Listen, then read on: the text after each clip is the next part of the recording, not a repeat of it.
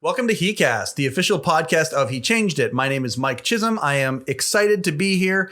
I always am. It is authentic excitement. These are such fun conversations that we have in this podcast series that has become this. It's become a show. Like, we're 80 something episodes in. It's becoming something. We're gathering a community, an audience, a following, whatever you want to call it. It's great. HeChangedIt is going well, moving forward. Please subscribe. Please download the app, yada, yada, yada. And I'm excited for today's episode because it is the second episode of something that we started a little while ago. This is the cool part about being 80 episodes in. We've got some traction laid, and it's sometimes when you have tracks that are already imprinted, or a pathway that's already created, you want to revisit some of these things. And we're getting to the point in our life cycle now. We're a year and a month in, 80 episodes under our belt. It's time to go and revisit some of the people that we've talked to in the past.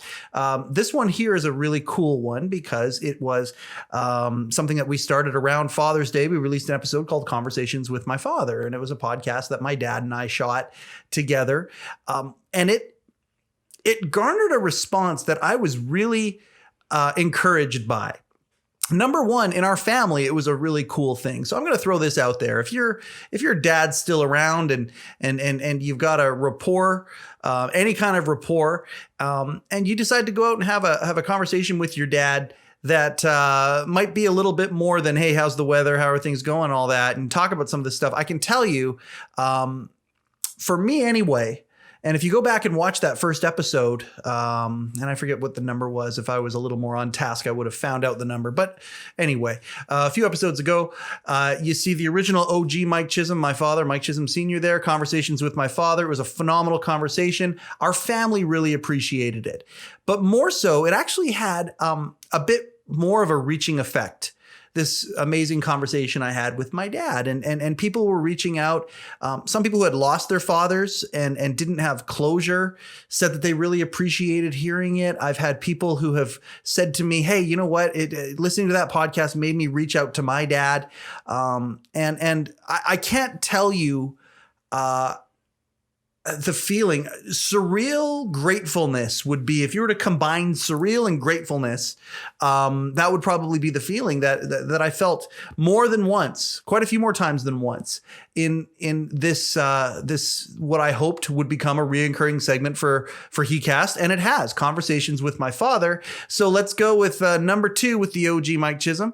Dad, thank you again for putting up with me asking if you would come out here and do what you're not used to, but thank you so much for doing this. And I'm so tickled by this. It's not even funny. I appreciate you and I love you so much. Thank you for doing this again. Well, I have to tell you that the things you expressed about the conversation we had before were felt very strongly on this side too. But for us to get a conversation going that's just you and me is usually hard because there's almost always other people around. Yeah. And there are today too. We got a crew here. Well, yeah. But they got to be quiet. Yeah, that's right. That's right. And some of them it's really hard for. But the thing of it is, those things that you felt, I felt. Yeah. I felt them differently than you, I'm sure. I had proud of you and of what you can do and how you do it. And I had gratefulness for the fact that you wanted to do it with me. That's good. There's a lot of folks that we know of, both on the father and the son side. Just someone from the crew just let me know it was episode 64. If you're keeping score, go back and watch episode 64 because we'll refer back to it. Like, I mean, we talked about a lot of stuff in there. We talked about, your anger, your journey, all that kind of stuff. We're not going to revisit that, but we may refer back to it. So episode 64, if you want to go to that.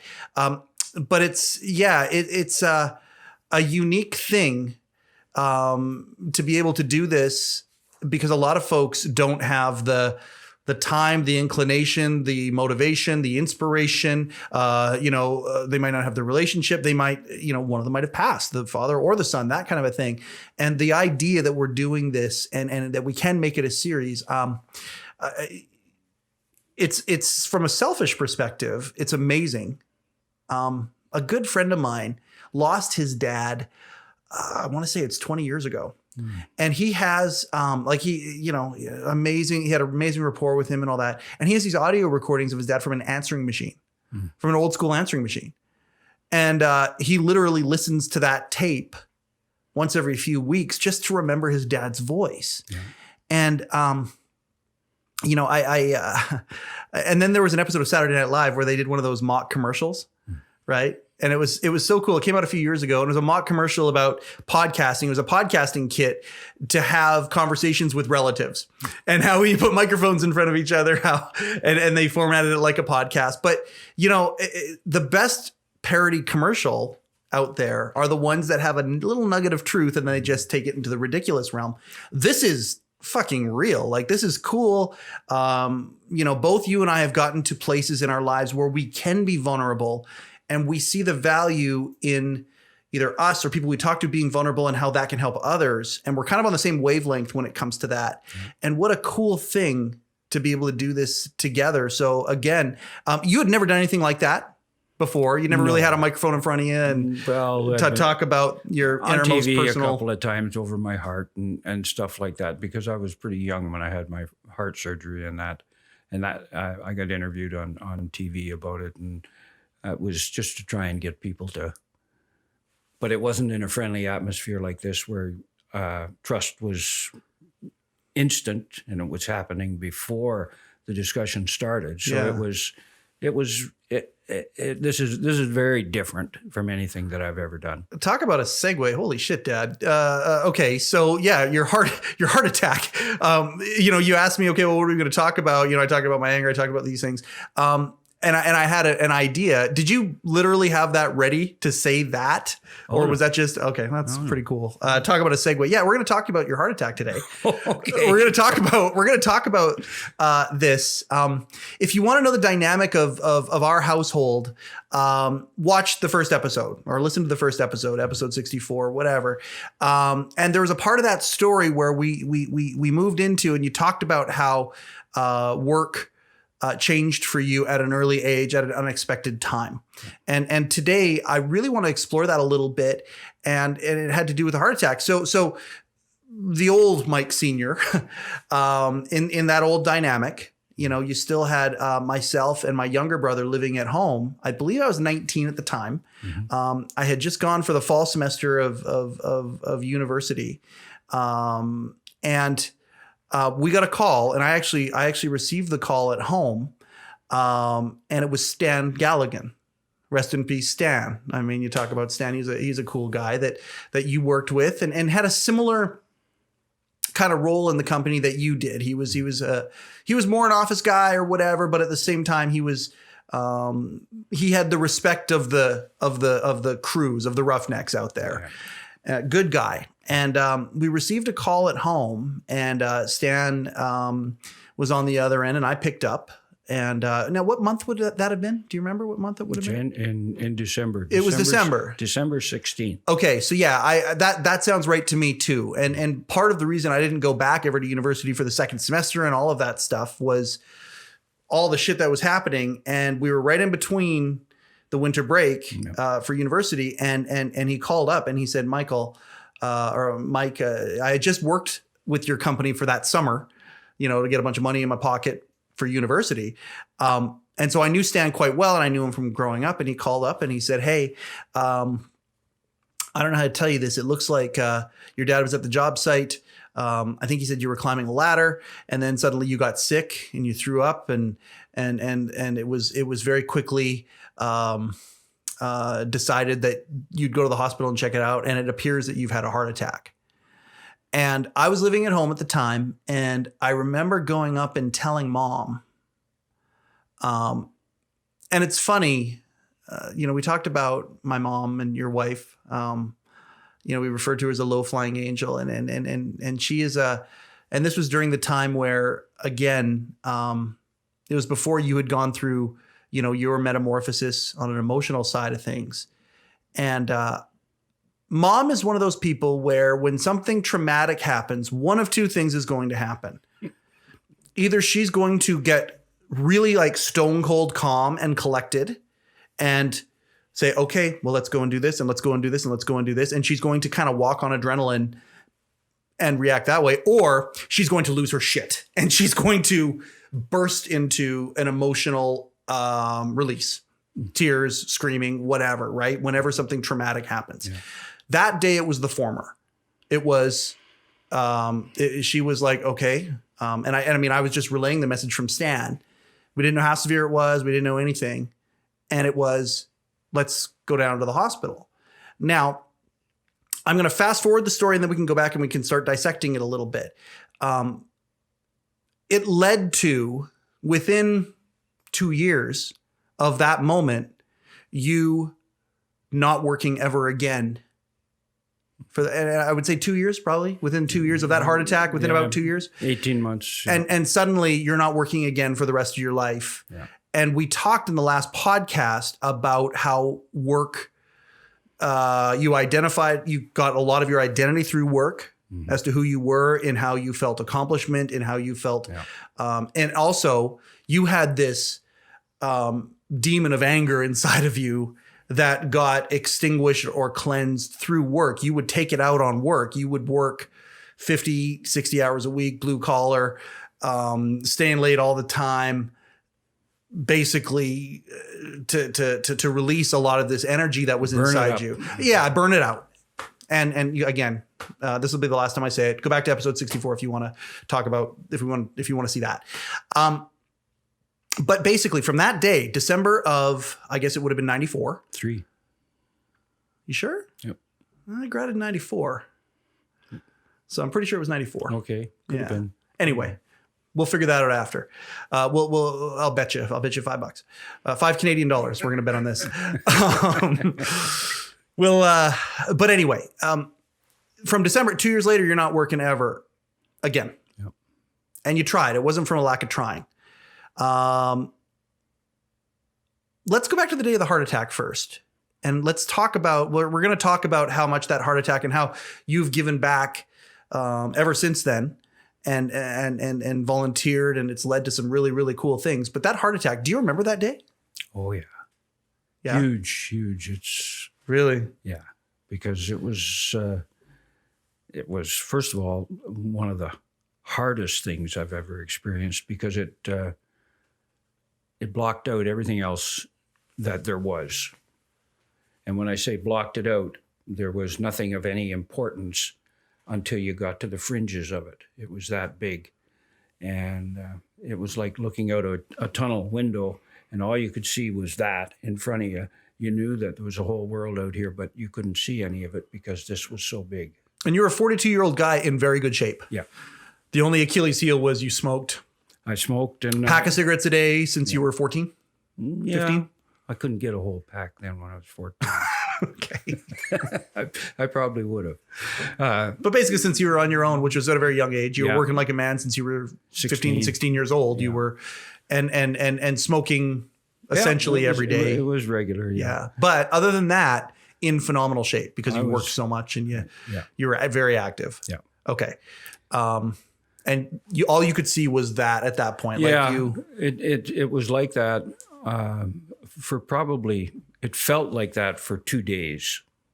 That's how long it was in my mind and drawing everything. And of course, all the ancillary things that were going on around me and to me were kind of dull things that you really couldn't examine very well because you couldn't really focus on them.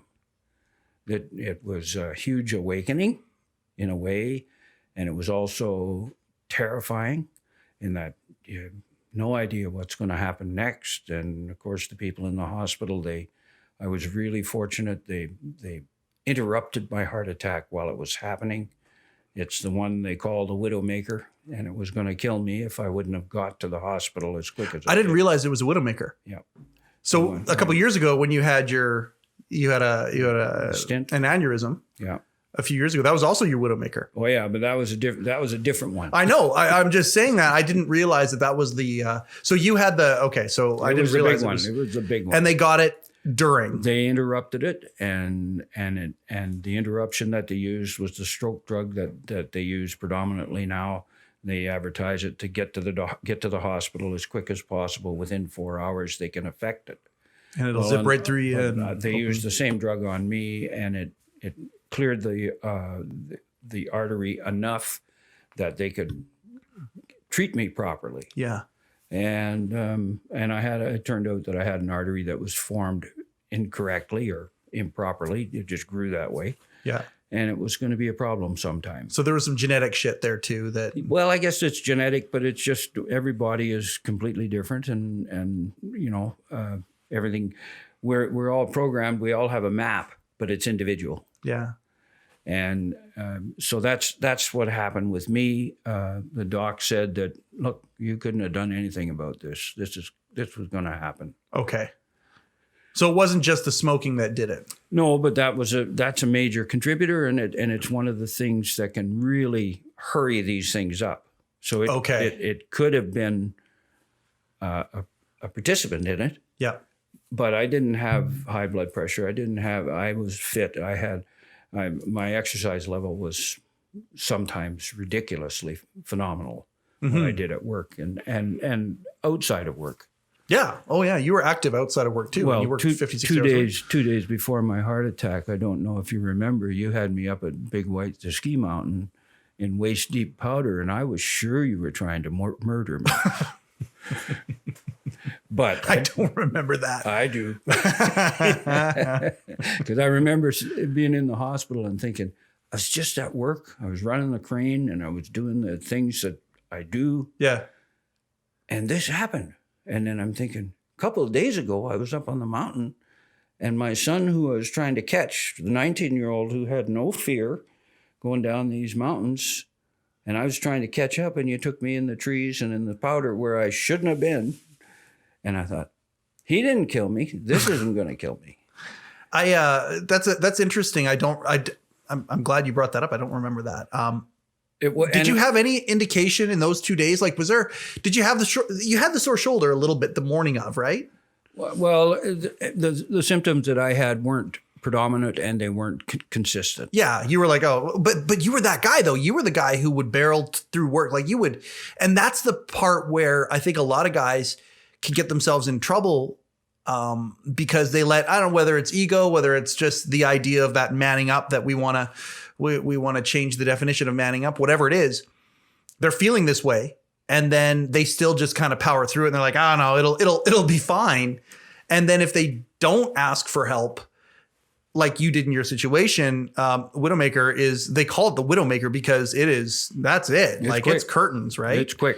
If you don't do something about it. Yeah, the heart. And many people don't do something about it. About half the heart can die right there. And that's when it's gone, it's gone. Yeah. So you had no real indications beforehand. You were the guy that would power through things. Did you protest on the job site when they said, hey, let's get the paramedics involved?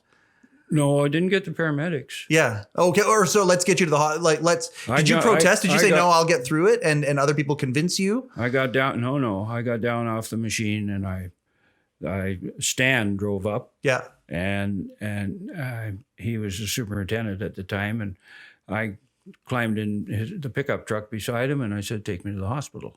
Okay. And we were 10 minutes away, thank goodness. And he dragged me in the front door and I had all my winter gear on and everything. And he said, this guy's got chest pain. And you find out what the trauma center is all about then, because you don't wait in line. You don't do anything. They just dragged me in there and started. And probably within 3 minutes, they had me wired up. They were watching my heart attack happen and they started to treat me. Wow. They had to give me 3 shots of morphine before I could be conscious enough because the pain was overwhelming everything. Yeah. But clear-headed and groggy. Yeah, until I could tell them to go ahead and medicate me. And they did. And a half an hour later, I felt normal. Wow. Because it was gone. Wow. They cleared it. The blood got back in. And this is when Mom and I arrived. Do you remember like Mom and I arriving? Oh yeah. You remember that? Oh yeah. Oh man. Okay. Yeah, and she come in and she come walking into the emergency, into the gurney where I was. And there was 2 or 3 nurses there and they were standing there. They were all kind of relieved because I was now human again, and I wasn't in pain, and I could tell them what was happening. And she came in and she said, "Boy, oh boy." She said, "You'll do almost anything to get out of sex with me, won't you?" And everybody burst out laughing, and that's. I think I was parking the car, I've blocked it out. I'm not sure which. There, you would have remembered that. No, I might have blocked that out. Because I do remember when I remember walking in, and I might have been parking the car. I drove Mom down, and I can remember being on Springfield Road, and I remember how eerily calm she was. Yep. And she was eerily calm like that when Grandpa had the stroke too. And again, she's got those two reactions that you don't know is going to happen when something happens. That's right. When Grandpa had a stroke, she was eerily calm. And I do remember, like, I have visions of that.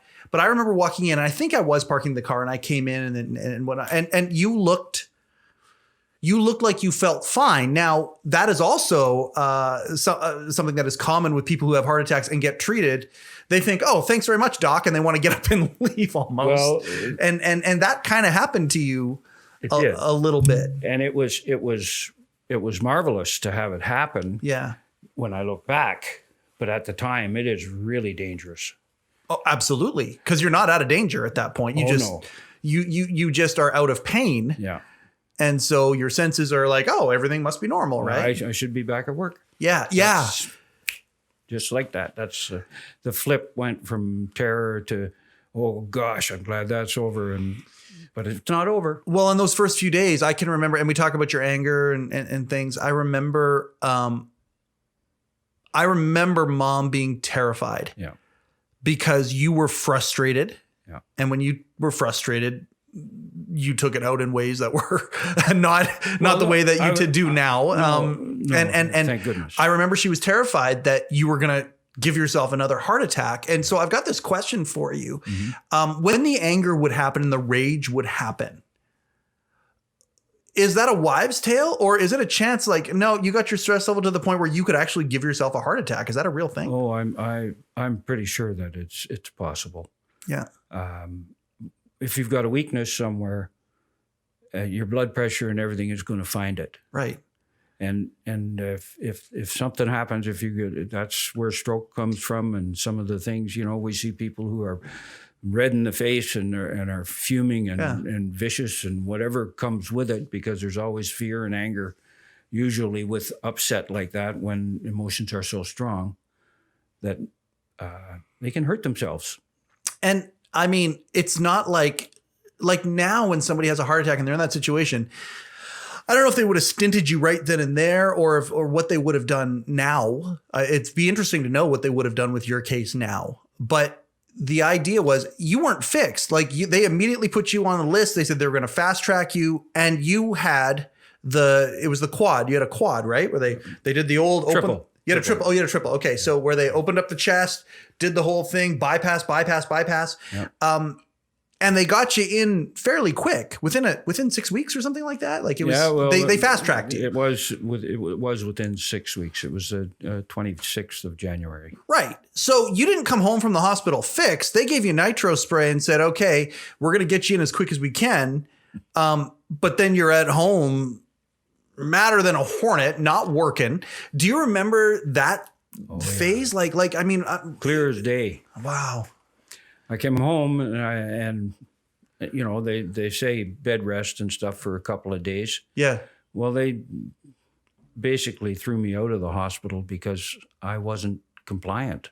I wasn't a good patient. And when I say I wasn't a good patient, in that I thought the people were wrong, that it wasn't a heart attack.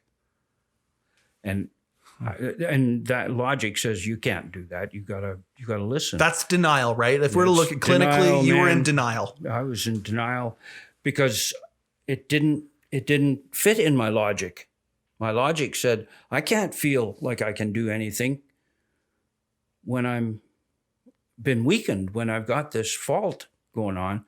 It doesn't make sense that I can feel like I can get up and do things, and I could. I feel it, therefore it's not true. Yeah. Yeah. And they made me understand in the front of my mind how serious this was, but my subconscious was saying, I don't know if they're right. Okay. And because I was doubtful of these people in the situation, I mean, a good caregiver knows how to treat a patient who isn't receptive, and that is to let them decide. Yeah. You have to give them opportunity and let them decide. Yeah. And that's what they were doing with me. But I was in intensive care, and I was sitting on the side of the bed. Well, that's wrong. But I didn't know it was wrong. I knew that I didn't feel like I should be laying down and sleeping. I was usually working on for another 6 or 7 hours today or that, you know, and sleeping didn't want to happen.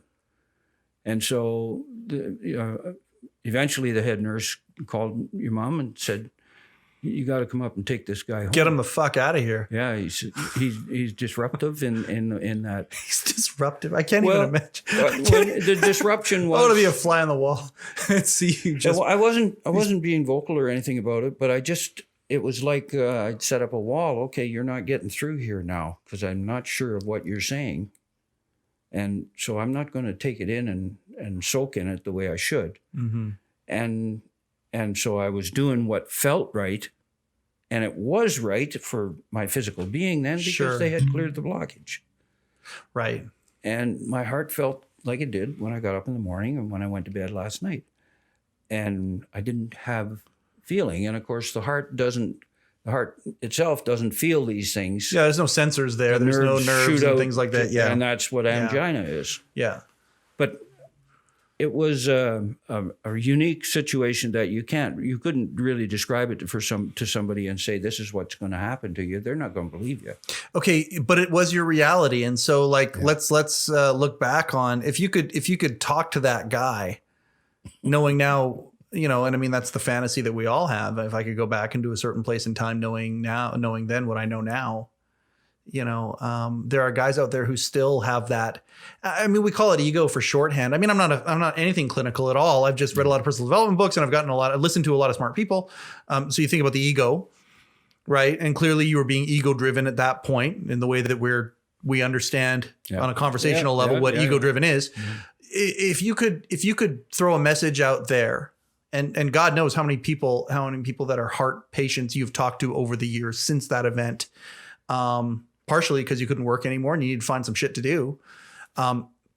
If you could go back and talk to people my age, because I'm older now. My wife had this theory that when I turned 42 that I went through some shaky things emotionally, subconsciously, because I was the age that you were. Yeah, I'm not surprised. You know, and you know, she observes me better than I observe myself many times. So she might be right. You know, if you could say some things to some people my age who might be, because we're starting to go through it. I'm seeing it with my friends. You know, what would it be? I have said it to them every chance I get. Is first of all, know yourself. Find out what your condition is. Find out as much as you can. Don't just bury it. Yeah. Yeah. And be curious and cautious in the way that you treat yourself, because we are fragile creatures. Now that means, I don't mean be afraid. No. But make sure that you being aware is not being fearful. No. And it's being wise. And don't carry fear into it. No. You go in with your eyes open, because if you learn something now, if you learn it painlessly and without drama and emotion in it, you can deal with it. Yeah. And there's a lot better chance of dealing with it in a sensible and logical way when it's not a big knockdown surprise like I had. Yeah.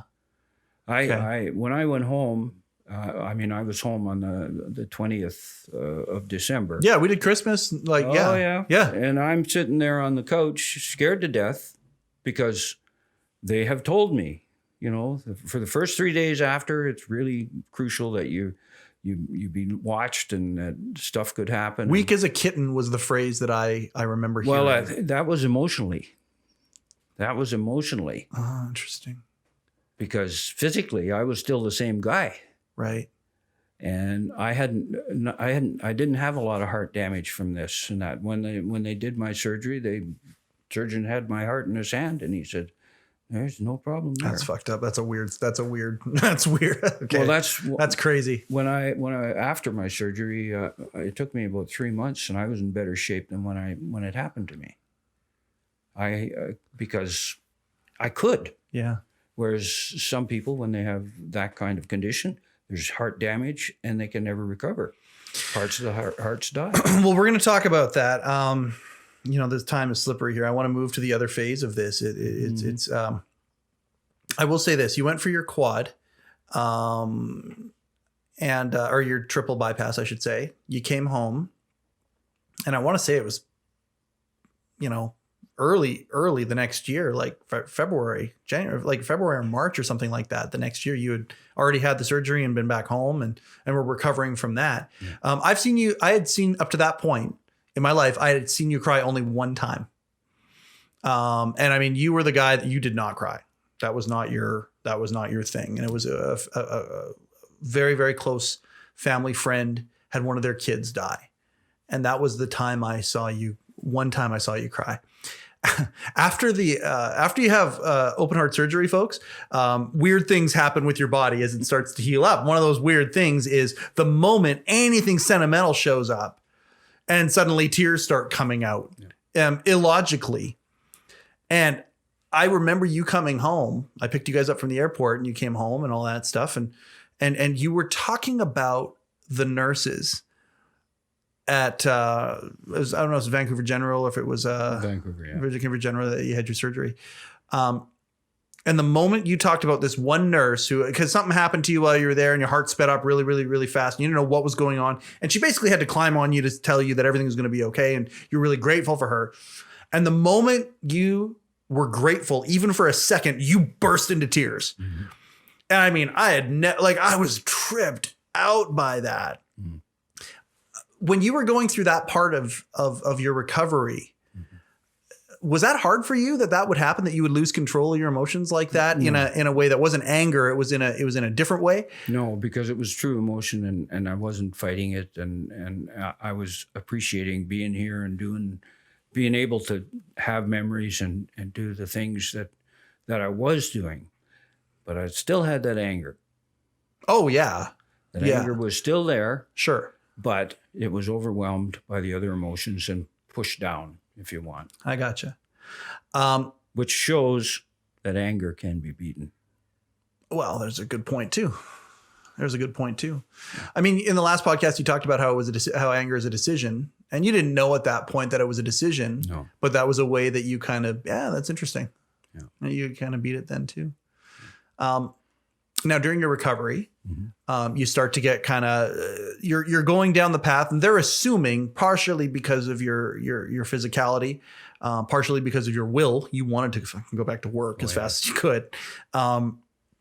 They put you on the path that you were going to recover, like tens of thousands of people who have heart surgery recover. Yeah. Was not the case. Things started changing in your body. Yeah. Shortly after, and a long story short, and I mean, we said within 2 years of the heart attack, you weren't working again and you were on disability the rest of your life, and it became, it was rheumatoid arthritis that was the diagnosis. And so talk a little bit about, okay, so you're recovering the way that they tell you that you're going to be recovering. It's kind of predictable. They send you back to work, but then your body's different. Well, yeah, it was a strange happening. Where we live, we've got lots of steep hills, and I was getting so that I could do 3 or 4 hours of real active stuff outside, and I was trying to wear out my hiking boots. Yeah, you had great cardio. Yeah, absolutely. And I got up one morning, and I could only do half of what I did the day before. And I before my heart attack, now this was about 2.5 months after my heart attack and surgery, but about 8 months before my heart attack, I knew that I wasn't recovering each day the way that I should have from the day before that I was used to. And it wasn't like they said it was going to be. No, but this is going back to 8 months before the heart attack, Oh, I see. Okay. I was experiencing fatigue where I didn't used to. Right. And where I could do a 12-hour day and breeze through it and then maybe look for something else to do at home. Mm-hmm. I lost that, and I couldn't recover for the next day and for the next day. And it was becoming concerning. And I went to the doctor, and he gave me a good physical, really good. And he said, I can't see anything. I can't find anything. Everything, all the tests come back normal. Everything looks fine. And he didn't even think of heart. Okay. And this was like, because when you had your heart attack, they said, well, you're kind of in the shape of a 25-year-old. Yeah. This was that physical that, okay. Yeah. Before that. Yep. Yeah. I got Well, you. what happened, I woke up one morning 2.5 months after the surgery when I was now fit, really fit again. Yeah. And I could only do half what I did before, the day before. And it never stopped that. I continued to be that way. And so energy levels going down, strength, muscle strength going down. Everything diminishing to a certain degree because I didn't have endurance. Right. So your endurance was the big thing that was the first symptom. Yeah, the fatigue is the first symptom, and it shows in all of those things. And my situation was very, very complex because I was going through a program and I was learning where I was and what was going on, and I knew that I was really fit. Mm-hmm. I felt good. I could pick up and do anything as long as I didn't do too much. As soon as I did too much, I'd fall off. I couldn't do it. And it was strange. There was no easy answers. Mm-hmm. I went to the doctor and they sent me to specialists and everything. It took 6 months after that before they diagnosed my rheumatoid because I didn't present in a way that was standard, normal. Yeah. And that's a reoccurring theme with you. Well, it seems like it. It seems like it. And anyway, that's how they discovered what it was.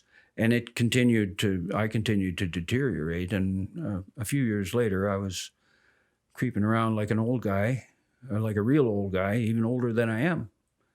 And I was in bad shape. And work was impossible. Mm-hmm. I did go back to work. Mm-hmm. And I tried and tried and tried. About 18 months after my heart attack and surgery, I had been back to work for almost a year, and I never got back full time. Mm-hmm. And they were great at work, the way they treated me and allowed me to push and try and experiment with it. Yeah, and finally, I recognized the fact that you can't be on a construction site when you're dangerous and when you're not sure of your steps. And I was running equipment and mm-hmm. stuff that just didn't make sense for me to be there mm-hmm. when I got a crew up on the roof that I'm moving material to, and mm-hmm. I can hurt them mm-hmm. and I can hurt somebody else. And I had to quit. And I because I just couldn't get over the hump of being dependable enough. Yeah. And you talk about a hard thing to do. We talk a lot in this podcast about purpose, and identity and where we put our identity sometimes. And I mean, we've told the story. I think we've set the table really well in how much work meant to you. Mm. What was that like? Still does. Well, and it still does. It absolutely still does.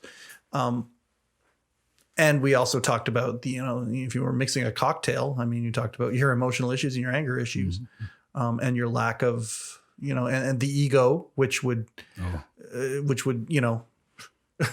tell nurses in an intensive care unit that you're okay. Like, I mean, that ego was there in all sorts of ways. How hard was it to quit and to apply for disability? Like, that was another thing for you too. You did not want to be. That was something that I mean, you talk about ego issues. I mean, the idea that you'd be collecting a check from an insurance carrier, and then moved over to the government, that kind of a thing. Yeah. That hit you hard. Oh, it was.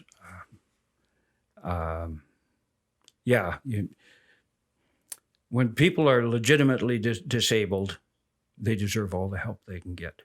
and that's available. But that doesn't mean they feel good about it, and that they want to do it. And I knew that, and I was pretty sure I was never going to be one of those people, because I was. Even the way you just said that, though, it talks about your frame of mind beforehand. I would never become one of those people. And I mean, isn't it the universe almost saying, okay, well, you're going to go into the learning tree, and it's not going to be easy, but you're going to get some truth here. Well, it took me a long time to learn it. Even after I was in it. Yeah. To come to it and honestly look at what had happened to me and say, well, I don't deserve any better than this, more than anybody else does. And your anger at that point was such too that was not a good outlet for anybody. And that's when, I had moved out by that point. I already bought my place and moved out. And my younger brother, and I sometimes will talk about that. My mom and I will talk about that a little bit, because he was still there and he was going through his own challenges. Yeah.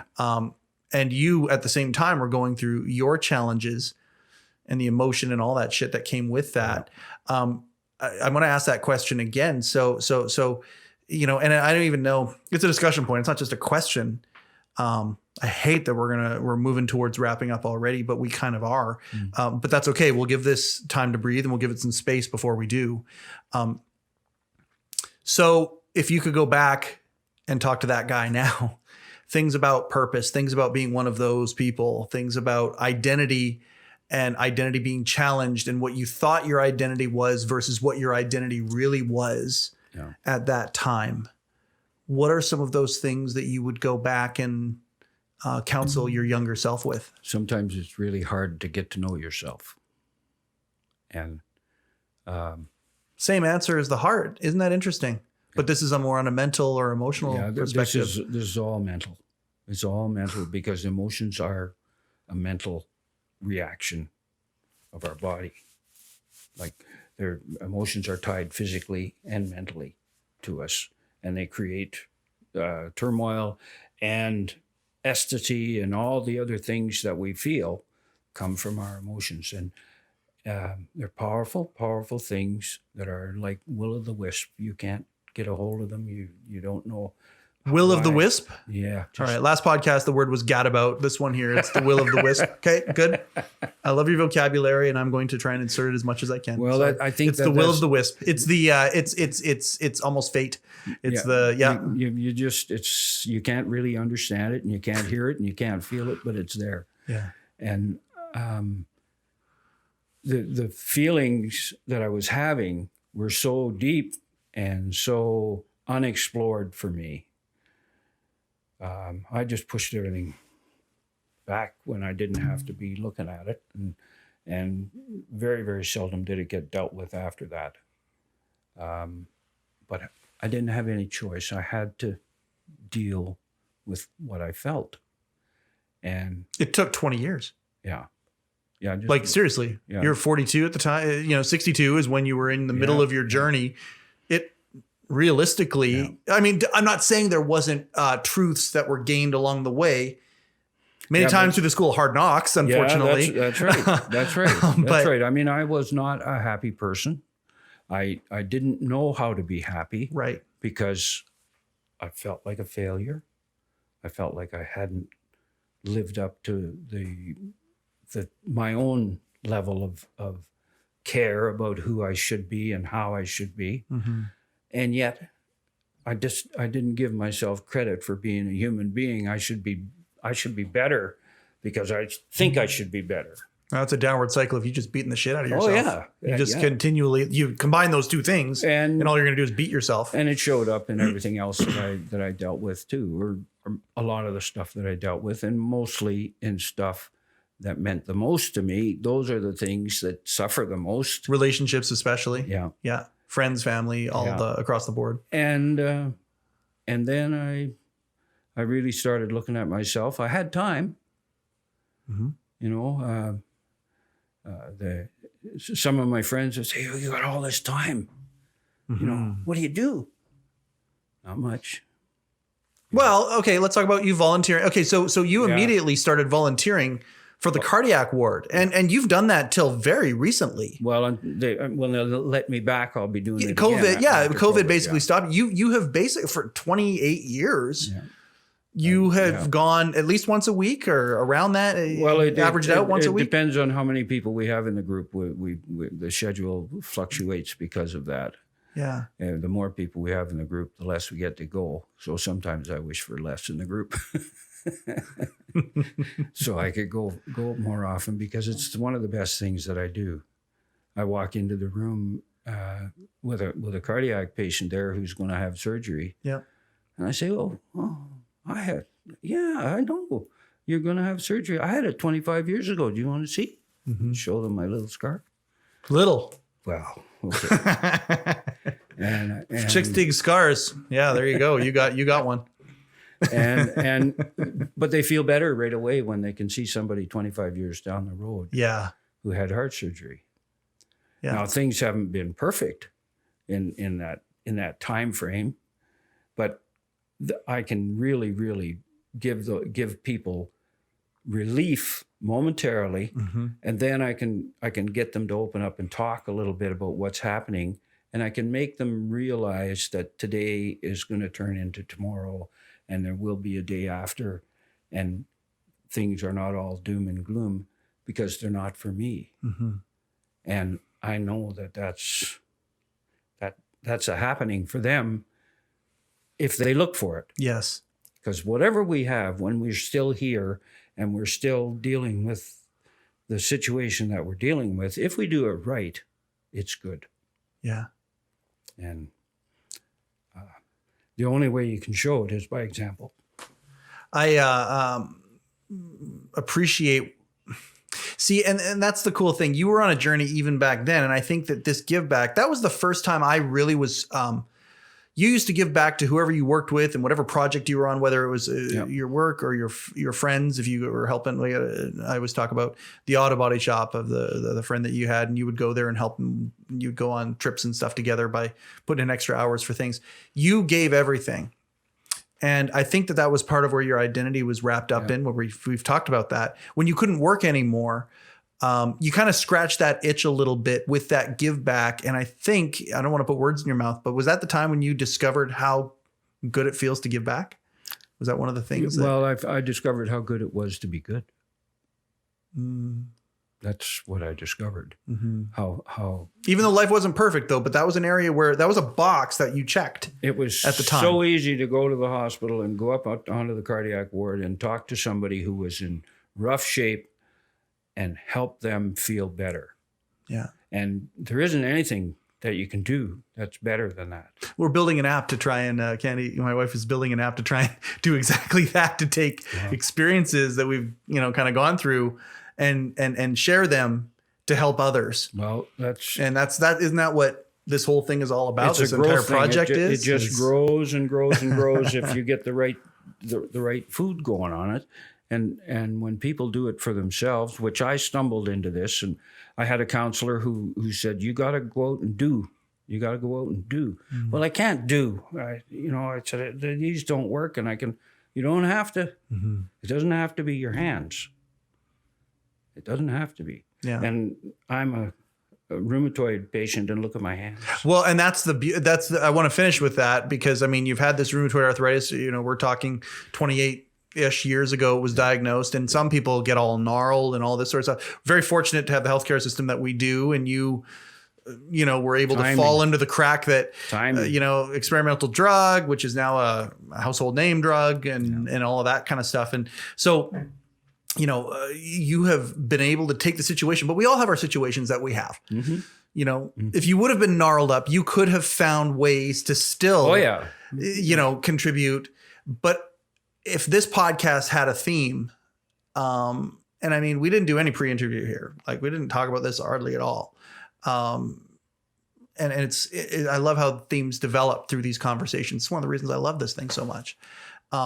It's getting to know yourself. And actually being, as opposed to the autopilot of what other people say you should do, or society says you should do, or whatever, actually doing a little bit of introspection and getting to know yourself, who you are, that kind of a thing. If this podcast had a theme, that would be it, because you did it on a physical level with your heart. You know, and if you could go back and talk to people, okay, listen to your body, get to know your body, learn that, right? And then you did it on an emotional side. It took 20 years with little baby steps along the way over those 20 years, where you got to know yourself emotionally. If this conversation had a theme, that would be it. Well, I'm a tough learner. That's why it took so long. Right. Well, we're trying to shortcut this. We're trying to be a hack. That's today's term. Yeah. Today's terminology that people use all the time is a hack. We want to hack this thing for people. And what a hack is, it's like a little shortcut, right? Where you can shortcut things by doing, you know, and that's what this is. And if a hack for somebody, whatever age they're at, whether they're listening to this in their early 20s or they're in their 70s themselves and they're hitting their head against the wall, I think it's kind of universal, the idea of getting to know yourself a little bit. Well, it is, but that getting to know yourself is not an easy thing to do. Mm-hmm. And making the step to do it is scary as all get out, because it's all just darkness. It's just darkness that you're going into, because you know how we all know ourselves on the surface and we know what we're capable of, but we're also afraid of what we might find. And fear is a huge, huge driver in our lives. Fear of failure, fear of all these things. And I was going through all of that all the time. But after a while, I recognized that fear isn't defeated. You're not defeated. Fear isn't defeated. Yeah, you're not, just because you're afraid doesn't mean that you can't do it. And just because you're afraid doesn't mean you shouldn't do it. You should still try. And if you try and you have a little bit of success, the fear lessens. So you've experienced the that concept of the fear of blank was actually worse than blank. Well, and it's kind of the application there that you've experienced that, you've lived that, and would encourage people who might be hesitant or afraid or whatever, just take the step. If you know the step is right, take that step. And move forward, get to know yourself, do the work, do the introspection that needs to be done, and go from there. Yeah, no, it's been an amazing learning experience, and I mean, I'm not done. Well, and I appreciate that, and we are never done. And you've alluded to that a few times. This podcast, however, unfortunately, has to be done. I've got ideas for future topics. I just appreciate you opening up your head and your heart to talk about these things. I can't tell you how much it means to me that you are at this place where you can do this right now. And at this point in my life, where I'm kind of in my 40s, and I'm all sorts of people in my life, myself included sometimes, we have our identity wrapped up in our job or with certain things, with a hobby that we do, with a whatever. And we get that tunnel vision you kind of talked about. And sometimes we need a wake up call. And I'm a big fan of transfer of knowledge, big fan of mentorship. And of course, you've always been a mentor to me, but your mentorship over this last few years has taken a much different road. And I just, I love you. And I thank you so much for being vulnerable and being willing to do this. And again, you're not a technology guy, and you're willing to sit down with a microphone and cameras on you and all that shit. Thank you very much, Dad. And I love you very much. Thank you so much for sharing some of this stuff. And it won't be the last time, hopefully. Hey, listen, this makes me happy. Yeah? Yeah. Why does it make you happy? Because it's you and I. Yeah. And somebody else might see it and say, change is possible.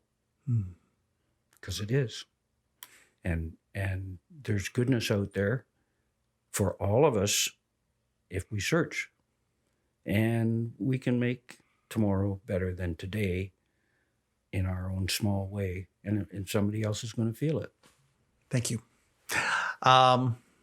Man, I just appreciate this show so much. And I feel like it's selfish until people see it and they realize, and then I realize that it can actually impact others. And that makes me feel even better. Mm-hmm. These episodes are amazing. I love them so much. I love what HeChangedIt is doing so much. If you haven't downloaded the app, what are you waiting for? Download it in either the Apple or the Google store. We would appreciate a share of this podcast. We would appreciate a subscribe. Those are the numbers that people look at to accelerate things to the next level. So if you could subscribe, if you're on Apple or Spotify there, and then you know what, it's on YouTube too. Subscribe there. We'd really appreciate that.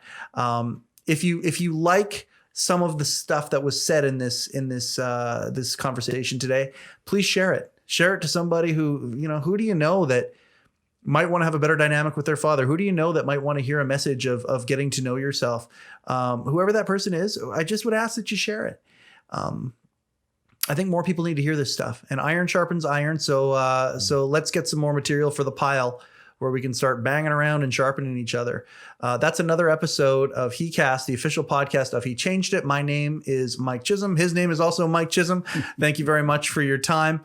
Go change something.